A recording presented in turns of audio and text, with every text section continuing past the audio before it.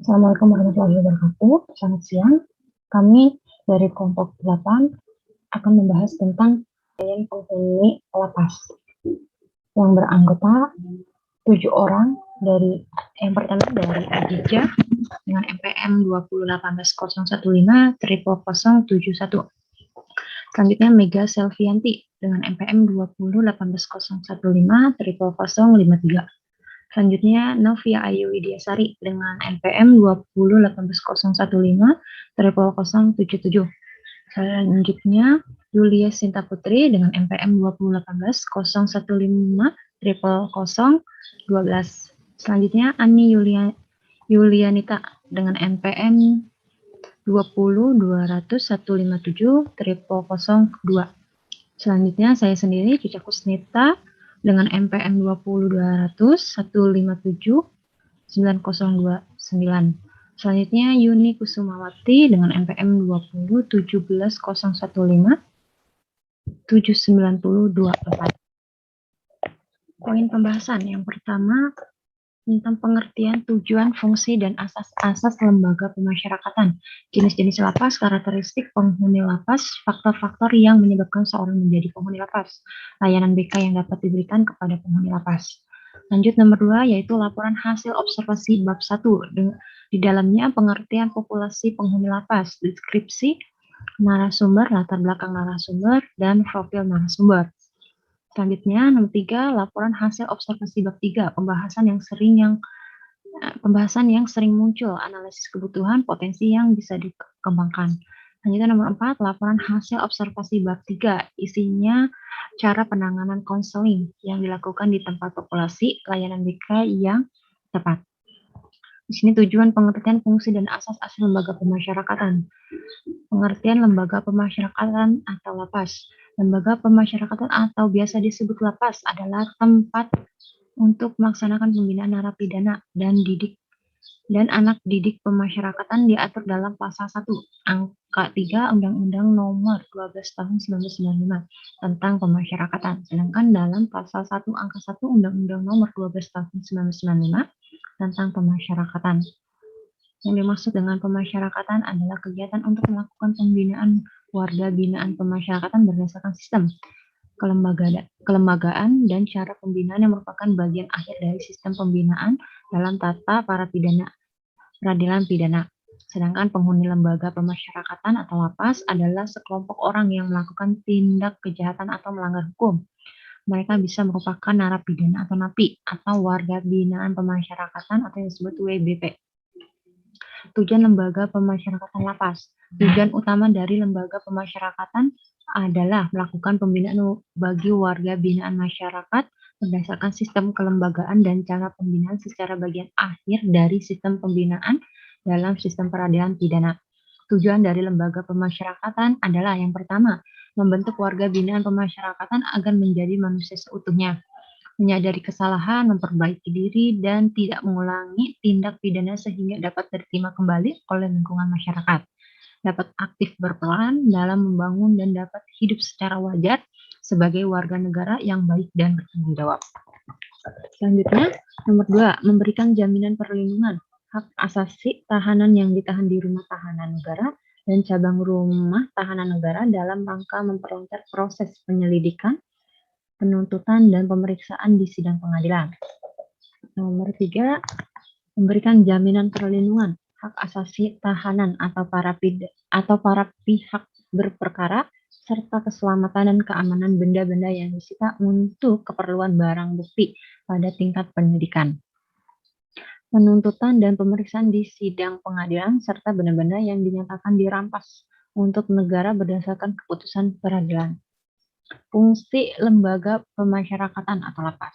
Dalam pasal 3 Undang-Undang Pemasyarakatan disebut bahwa fungsi dari lembaga pemasyarakatan adalah untuk menyiapkan warga binaan pemasyarakatan agar dapat berinteraksi secara sehat dengan masyarakat sehingga dapat berperan kembali sebagai anggota masyarakat yang bebas dan bertanggung jawab.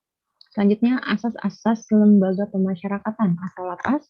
Menurut pasal 5 Undang-Undang Pemasyarakatan tersebut, menjabarkan asas-asas sistem pembinaan terhadap narapidana adalah pengayoman, persamaan, perlakuan dan pelayanan, pendidikan dan pembinaan, penghormatan harkat dan martabat manusia, kehilangan kemerdekaan merupakan satu-satunya penderitaan, terjaminnya hak untuk tetap berhubungan dengan keluarga dan orang-orang tertentu.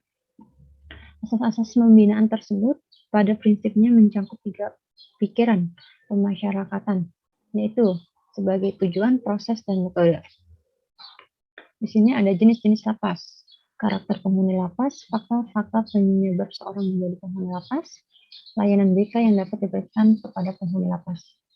Jenis-jenis lapas. Di Indonesia terdapat jenis-jenis lembaga pemasyarakatan, yaitu lapas umum dan lapas khusus, seperti lapas perempuan, lapas anak, lapas narkotika, dan lapas untuk tidak pidana berat seperti yang ada di Nusa Kambangan, Cilacap. Karakter penghuni lapas, yaitu karakter dari penghuni lapas memiliki tingkat keberagaman sehingga diperlukan yang namanya penggolongan dan pengklarifikasian. Klarifikasi adalah pengelompokan atau penggolongan berdasarkan kriteria tertentu sesuai dengan kepentingannya. Dalam rangka pembinaan terhadap narapidana di lapas dilakukan penggolongan atas dasar berdasarkan jenis, umur, jenis kelamin, lama pidana yang dijatuhkan, jenis kejahatan, dan kriteria lainnya yang sesuai dengan kebutuhan atau perkembangan pembinaan. Faktor-faktor penyebab seseorang menjadi penghuni lapas. Faktor pertama yaitu faktor ekonomi, faktor mental, dan faktor pribadi. Layanan BK yang dapat diberikan kepada penghuni lapas. Di sini ada layanan orientasi informasi, layanan penempatan dan penyaluran, layanan penguasaan konten, layanan konseling perorangan, layanan bimbingan kelompok, layanan konseling kelompok, layanan konsultasi, layanan mediasi, dan layanan advokasi. Laporan observasi bab 1, isinya pengertian lapas, deskripsi lapas, profil narasumber, dan latar belakang narasumber.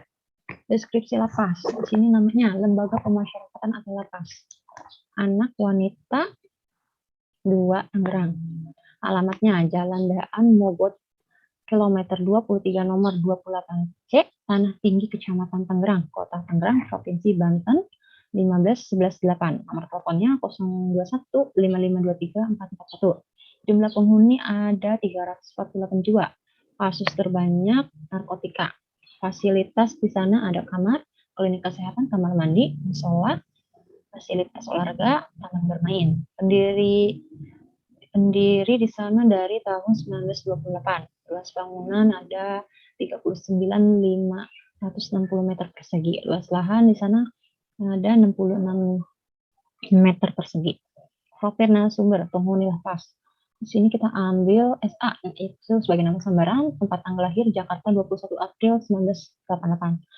Pekerja sebagai ibu rumah tangga, jenis kelamin perempuan, agama Islam, alamat rumahnya Jalan Swasembada Barat 18 nomor 60 RT 10 RW 03 Jakarta Utara. Jenis kejahatan pemakai dan penjual narkoba. Pasal yang berlaku 114. Tahun penahanan dari 21 Agustus 2017 sampai 13 Februari tahun 2022. Kondisi ekonomi klien cukup. Asalnya suku Betawi, status menikah, ditinggal suami tahun 2019. Pekerjaan suami servis AC dan penjual narkoba. Tahun pernikahan tahun 2012. Jumlah anak ada 3. Yang pertama 13 tahun, yang kedua 7 tahun, yang ketiga 5 tahun. Anak keempat hobi balap motor. Jumlah masa tahanan 6 tahun 6 bulan. Nama ayah Praitno, nama ibu Siti Masito, pekerjaan ayah buruh. Atau klien ditinggal ayah semenjak dalam kandungan. Pekerjaan ibu penjual kopi di daerah Klender atau sudah meninggal. Pendidikan terakhir SD berdikari, SMP tidak tamat, yaitu di SMP Nurul Inam. Lanjut kondisi klien secara spesifik ya. Di sini kurus, warna kulit sawo matang, jenis rambut bergelombang, tinggi badan sekitar 160, berat badan 58 kilo. Awal masuk tahanan berat klien 56, sempat selama di tahanan mencapai 70. Bentuk muka oval, penyakit terdapat benjolan di tangan kiri dari manis klien. Tangan klien dipelintir sehingga jari manis klien tulangnya tidak sesuai yang mengakibatkan sekarang terdapat benjolan dari jari tersebut. Epistaxis, pendarahan di hidung, sedang dalam pengobatan. Kronologi kejadian, malam minggu seperti biasa klien menjual sabu ke teman dekatnya seberat 0,34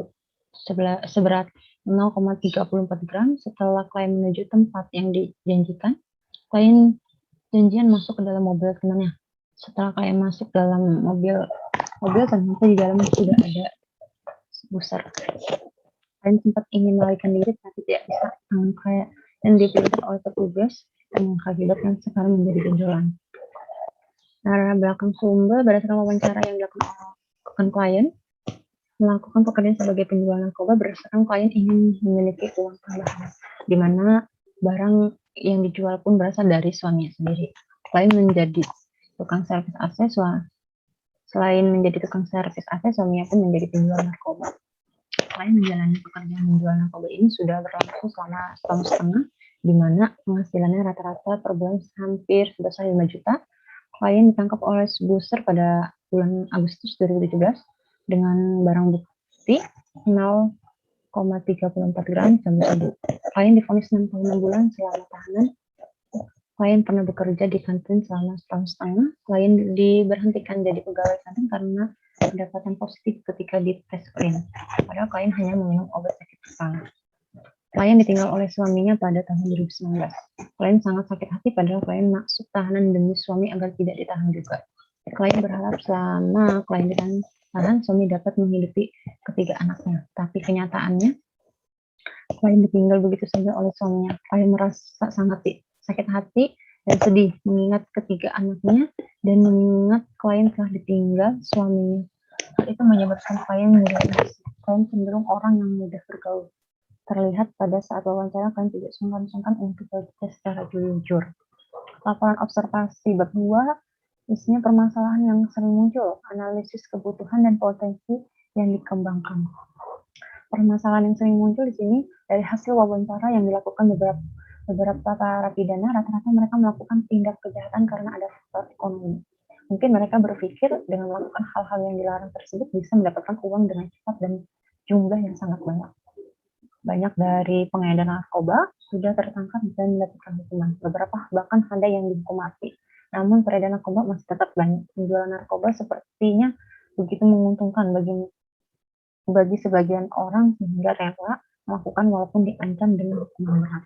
Sini ada analisis kebutuhan. Seperti narapidana pasti membutuhkan yang namanya motivasi untuk lebih baik lagi ke depannya. Jadi di sini para pidana terutama anak diberikan layanan berbasis Islam, yaitu pengajian jika muslim, dan jika non-muslim akan diberikan pula tentang kerohanian sesuai ajarannya. Para pidana akan diberikan siraman rohani sehingga mereka akan lebih merasa bisa menghargai arti hidup yang nyaman, aman, dan lebih baik, membangun rasa semangat baru untuk bisa menjalani hidup semestinya sesuai ajaran agama masing-masing.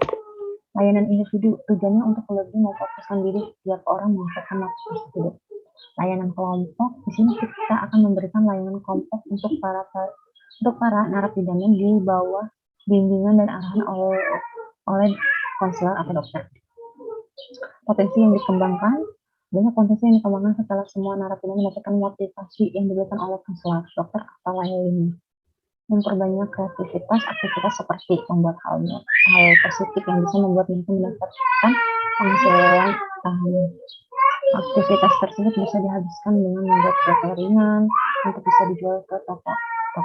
Potensi dari narapidana saat ini melatih membuat public card, daur ulang, atau dompet, tas, handong, atau impor, menggunakan bahan dasar dari sampah plastik, bekas kopi, dan minuman ringan. Laporan observasi bertiga. Biasanya penanganan konseling yang dilakukan dengan kasus klien dan layanan BK yang dapat diberikan. Penanganan konseling yang dilakukan dengan kasus klien. Ada beberapa cara penanganan konseling yang dapat dilakukan sesuai dengan kasus klien, diantaranya sebagai berikut. Pertama, konseling harus mendorong penemuan dan pengembangan diri. Konseling sebagai kegiatan yang berkesinambungan. 3. Pelaksanaan bimbingan konseling menghendaki adanya kerjasama dari individu atau terpidana penghuni lapas. sivir, kepala lapas, serta bimbingan atau konselor. Konseling harus menjadi bagian yang terpadu dalam keseluruhan perorangan rehabilitas di lembaga pemasyarakatan atau lapas. Layanan BK yang diberikan berdasarkan permasalahan yang diungkapkan. Layanan BK yang dapat digunakan ada bimbingan konseling berbasis Islam. Setelah tahun 2013-22 menyebutkan bahwa bimbingan dan konseling Islam adalah upaya membantu individu belajar mengembangkan fitrah dan atau kembali kepada fitrah dengan cara memperdayakan iman, akal, dan kemauan yang dikaruniai Allah SWT kepadanya untuk mempelajari tuntunan Allah SWT dan Rasulnya, agar fitrah yang ada pada diri individu itu berkembang dengan benar dan kukuh sesuai dengan tuntutan Allah SWT. Layanan diberikan secara individu dan juga secara kelompok. Sebelumnya, saya ucapkan terima kasih atas segala perhatiannya, mohon maaf atas segala kekurangan. Nanti kita akan diskusi sesi selanjutnya.